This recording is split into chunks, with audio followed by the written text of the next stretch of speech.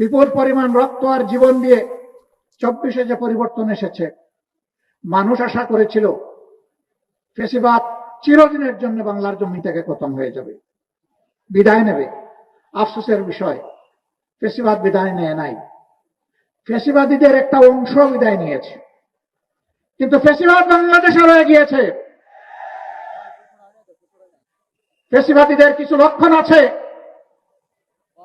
1 নম্বর লক্ষণ হচ্ছে দুর্নীতি, 2 নম্বর লক্ষণ হচ্ছে চাঁদাবাজি, 3 নম্বর লক্ষণ হচ্ছে দখলদারি, 4র্থ লক্ষণ হচ্ছে মা বোনদের ইজ্জত নিয়ে টানাটানি, 5ম লক্ষণ হচ্ছে দেশকে গায়ের জুড়ে অস্থির করার অশনি সংকেত।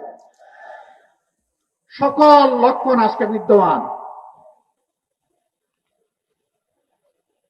24-এর গণ আন্দোলনে ছাত্র, তরুণ, যুবক যুবতীরা নেতৃত্ব দিয়েছে। আমরা বরাবর তাদেরকে অভিনন্দন জানিয়েছি, আজও অভিনন্দন জানাই।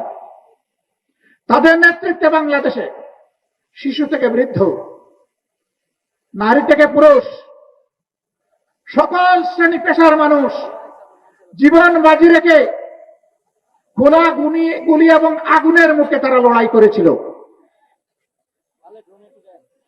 এবং তারা বলেছিল যে আমরা কোন স্বৈর শাসকের সামনে আর মাথা নত করব না। তারা বলেছিল আমরা একটা নতুন বাংলাদেশ চাই। তারা বলেছিল আমরা একটি দুর্নীতি দুঃশাসন মুক্ত মানবিক বাংলাদেশ চাই।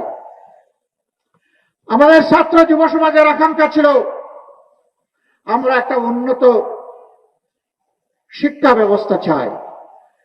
শিক্ষা শেষে আমরা আমাদের হাতে কাজ চাই। এই কাজের মাধ্যমে আমরা দেশ গড়তে চাই। কিন্তু আমরা কি দেখতে পাচ্ছি? কেউ কেউ এই পরিবর্তনে খুশি নন। সম্ভবত কারণ এটা, পরিবর্তনটা আমার বা তাদের